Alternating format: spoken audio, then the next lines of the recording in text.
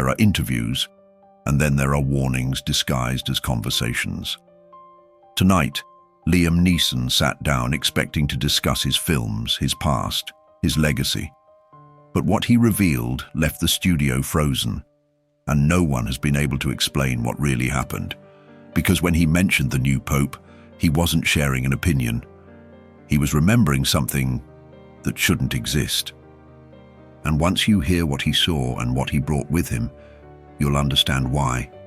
This moment was never supposed to air. So stay with us until the end. What you're about to see isn't just a story, it's a signal. It began like any other late-night interview, under polished lights and polite applause, with a host known more for wit than weight. The studio air buzzed with the usual rhythm, laughter rehearsed, cameras shifting, the hum of production behind thin smiles. Liam Neeson entered quietly, his presence calm but different, not withdrawn, not uneasy, just weighted, like he was holding something beneath the surface, something that might rise if he let his posture slip even slightly. The host greeted him with that familiar American charisma, disarming and smooth, brushing away tension with charm, like it was dust on a velvet chair. But Liam didn't meet the energy. His movements were deliberate, his gaze distant. When he sat, he didn't adjust his jacket. He didn't look to the audience. He looked at the table, specifically at the envelope he'd brought with him, worn at the edges, yellowed just enough to whisper age without explanation. The interview began with light topics, films, legacy, aging gracefully. But the audience could sense it. Liam wasn't here for small talk. There was a gravity in the room that couldn't be laughed away. The host, sensing it too, shifted slightly, trying to recalibrate. And that's when Liam mentioned the new pope. Not by title, not even by name, just that he had seen him before, and not recently. The air dropped a degree. The studio lights seemed to pulse, not visibly but atmospherically, like the space knew something was about to surface. Liam leaned forward, placing the envelope gently on the table. The cameras zoomed in as if drawn by instinct, and then slowly, he pulled out a faded photograph. The edges were curled, the colors dulled, but the image was sharp enough. A dusty field, a collapsed shelter, a small group of aid workers gathered under a tarp in what appeared to be southern Lebanon. The photo had a date scrawled in the corner, 1987. Liam was there, unmistakable, younger but with the same solemn eyes.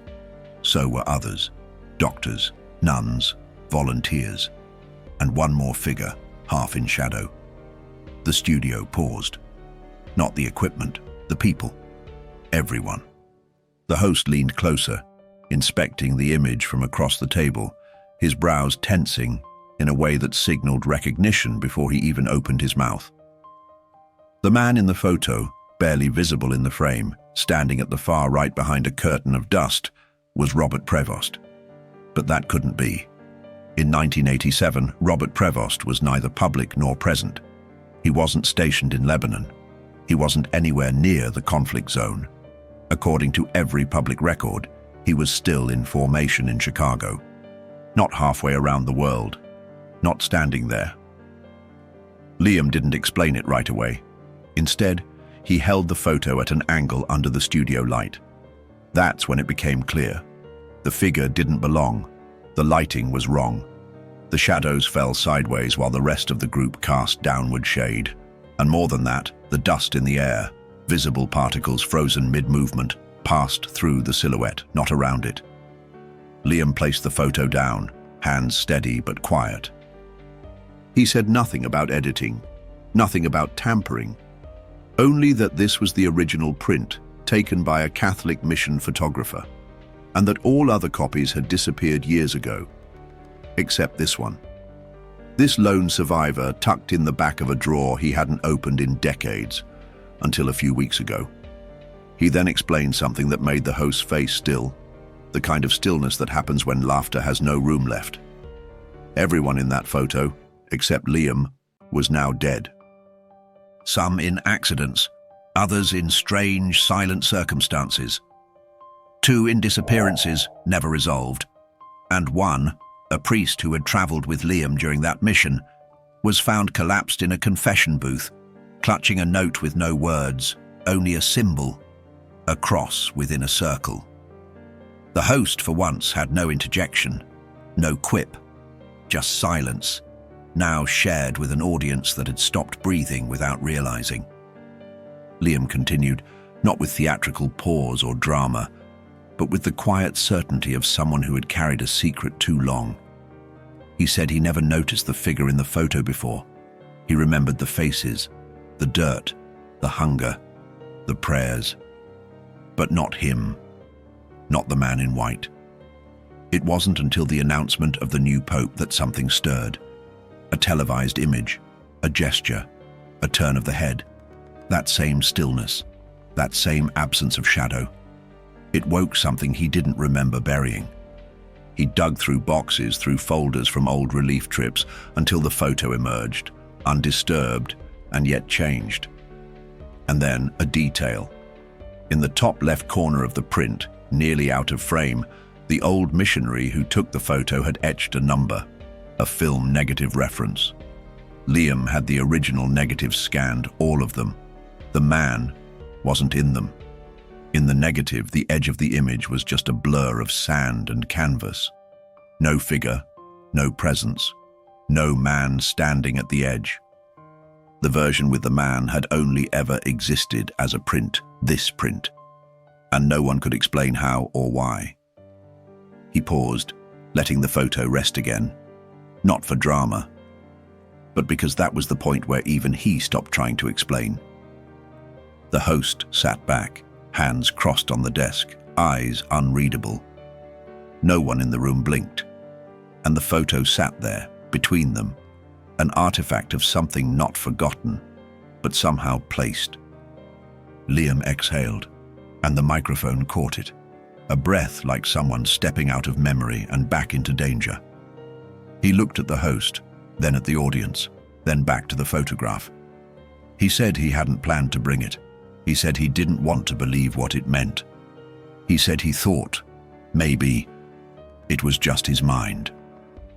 But then he paused, eyes narrowing slightly, and he said the words that changed the room entirely. He said he sent the photo to a journalist friend for verification. And when the friend responded, it wasn't with analysis or questions. It was with a file of photographs taken from other places, other times, all different years, countries, conflicts, but in each, that same man, that same figure at the edge, that same white garment, that same absence of shadow. He never faced the camera, he never smiled, but he was always watching. And then Liam looked down at the table again, voice lower, but steadier. He didn't say he was afraid. He said he was tired. Tired of pretending the impossible wasn't real. Tired of being the only one who remembered something everyone else forgot. And then he held up the photograph once more. Not to the host, not to the camera, but to the ceiling, as if daring something above to acknowledge its own reflection. But that's not what disturbed him most. What disturbed him was, in the original negative, he wasn't there. The photograph Liam brought was real, tangible, physical. But in the only place where truth cannot be edited, the negative, he was missing.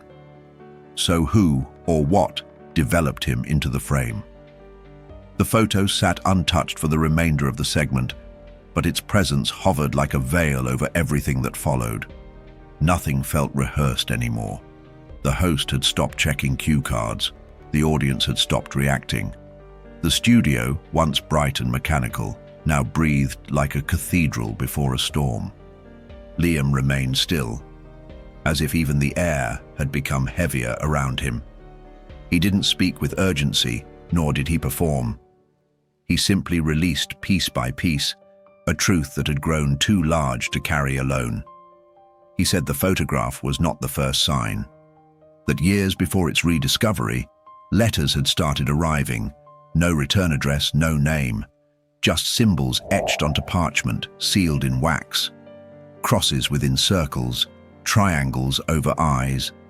Most came to his home, some slid beneath hotel room doors, and one, he would never forget, appeared inside a book he hadn't opened in over a decade. They always came when something global shifted, after the death of a leader, during a major election, following a church scandal. And each note, without fail, contained only a sentence or two. Never more. As if written by someone who feared what would happen if they said too much. He recited a few from memory, voice steady as stone. When the dove lands, the veil thins. The light will cast no shadow when it learns to lie. Speak nothing. Watch everything. The audience didn't murmur. The silence wasn't out of boredom or disbelief. It was reverence now, the kind that settles over a crowd in the presence of something sacred or deeply unsettling. Liam didn't offer interpretations. He didn't pretend to understand. He said he used to burn the letters. But they kept returning. Duplicates, written in the same faded ink, arriving in places no one should have known he would be. Eventually, he stopped resisting. He began keeping them, documenting dates, locations, content. A pattern emerged. The warnings always preceded a moment, a broadcast, an election, a speech, and eventually, a papal announcement. Then he spoke of a moment he had never shared before, a private invitation from a longtime friend in the clergy, a quiet meeting in the outskirts of Rome. No ceremony, no press, just a gathering of old allies and quiet believers. One of them, a bishop from Latin America, had brought with him a laptop, not to work, not to write, but to show a file, a video. It wasn't long, no longer than a minute, but it had been pulled from the Vatican's internal archives and encrypted for personal safekeeping. The bishop, Liam explained, had access once. And what he saw disturbed him so deeply that he broke his vow of silence and brought the file across an ocean. Liam described the footage in detail. A hallway inside the Vatican. Wide, white, polished, empty. Then from the left, a figure walked across the frame, slowly, deliberately, robes trailing like they weren't affected by gravity. The camera didn't follow him. It remained still, fixed. But the figure stopped, turned, looked directly into the lens, not toward the camera operator, not toward the hallway, into the lens itself. And he didn't blink. The footage froze on that frame. The bishop paused the video and turned to the others. There was no dialogue, no narration, just that frozen image, that stare, and behind it, nothing, no shadow, no reflection in the polished floor, as if the hallway had never registered his presence at all. Liam said nothing during the meeting, but that night, his sleep broke in patterns. Images he couldn't explain clouded his mind. And then came the dream.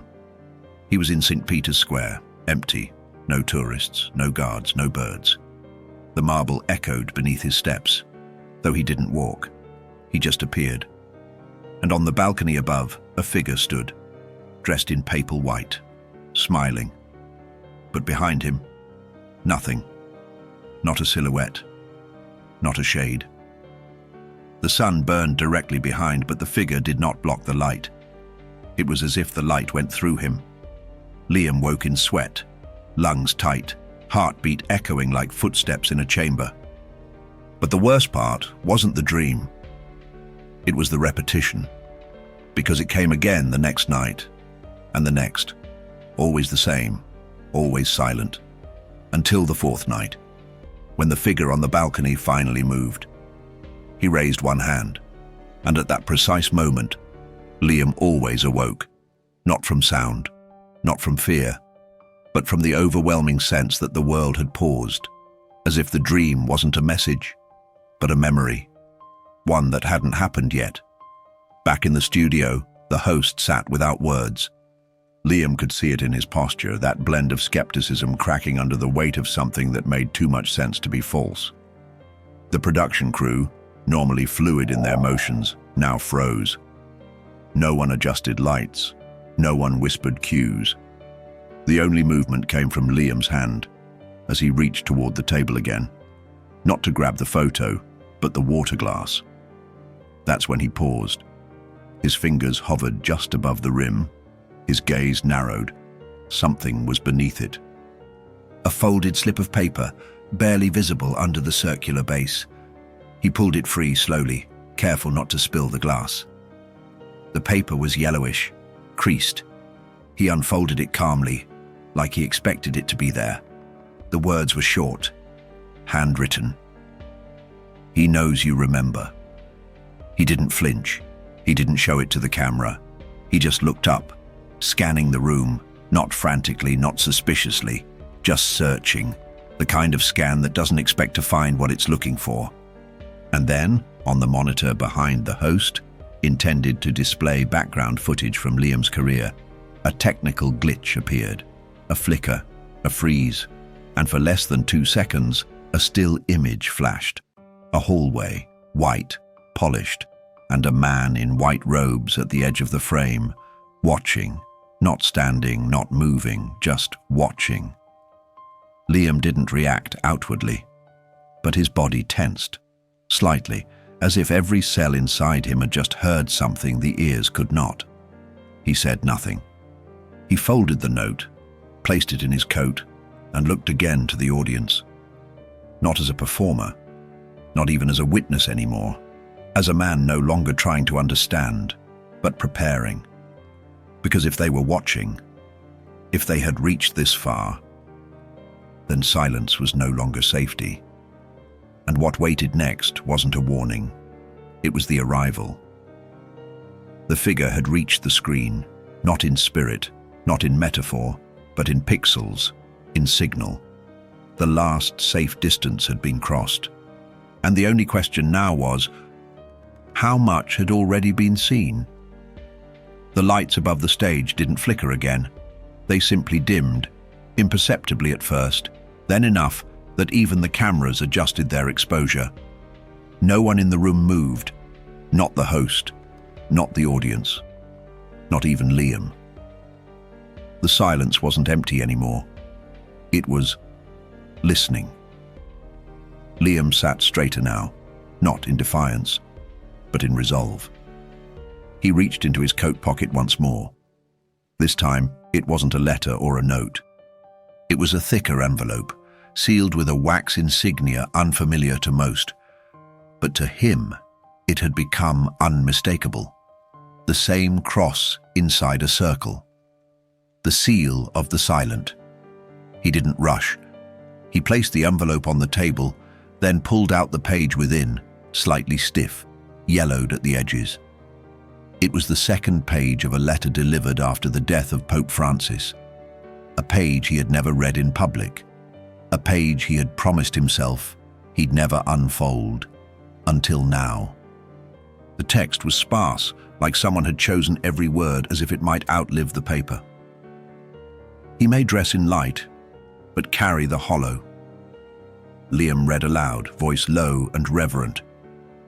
His gaze will be full, but never present. His words will echo comfort, but will not reach the soul. Each line pressed down on the room like invisible weight. Liam didn't look up. He kept reading, each phrase landing like a slow, deliberate knock on a locked door. There will be suffering beneath his silence. If he does not see it, he is not the shepherd. He is only the image of one. He stopped. No commentary, no explanation. Just the letter and its warning, unfolding like prophecy made of ink. Then, gently, he laid the page beside the photograph. 2 artifacts. 2 fragments of something the world hadn't been ready to see together. And still, he wasn't done. He said that after Pope Francis died, he received one final item, unannounced, unmarked, a small digital file, audio only, no name, no context. But the voice was unmistakable. Francis. His tone was thin, weary, but the message was clear. Don't listen to what he says. Watch what he doesn't do. The message ended with static, no date, no timestamp.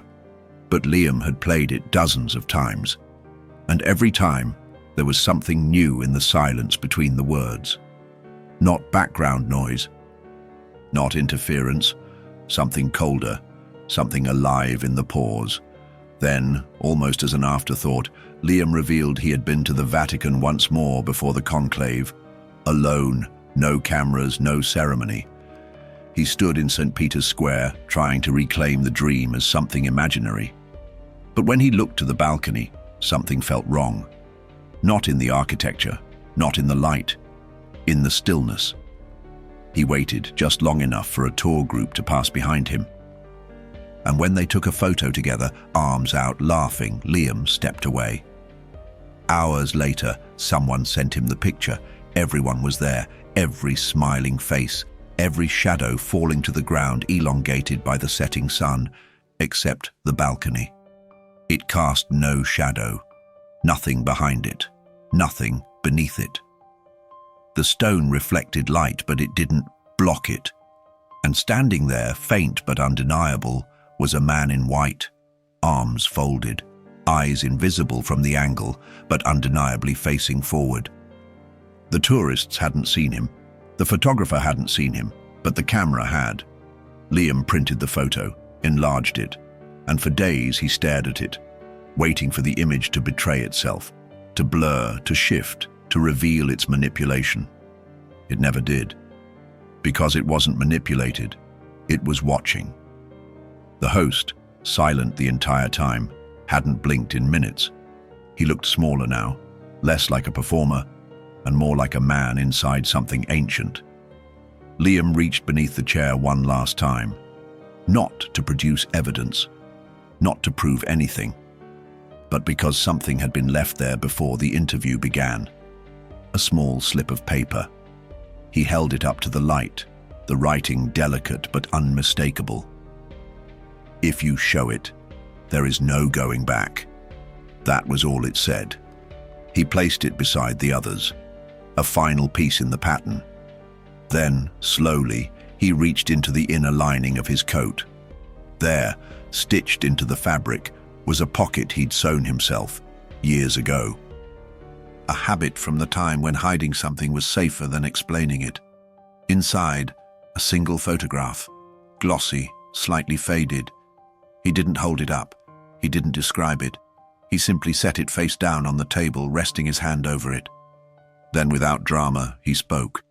He said it was taken 10 years ago in a refugee camp, a press tour. He said he didn't take it. He doesn't even remember the moment. But in the background, in a mirror behind a medical tent, was the figure, facing the reflection, not the room, and smiling. Not with kindness, but with familiarity, as if he had always been there, as if he had been waiting. Liam finally removed his hand, turned the photograph face up. The host stared at it, his mouth opened slightly, but no words came out, because the face in the photo was Liam's, but not him, as he was. It was his reflection, standing alone, and behind him, in the mirror, the man in white, watching, unblinking. And on the back of the photo, in faded ink, one final message: when the successor smiles, the world must not. If you're still watching, you already know this wasn't just an interview, it was a message, a warning, a frame that was never meant to be found. But the question now isn't what Liam saw, it's who else has already seen it. If this shook you the way it shook us, share this video. Let others decide what they believe. And if you want more stories like this, stories that reveal what others refuse to say, subscribe. We're not done watching, and neither are they.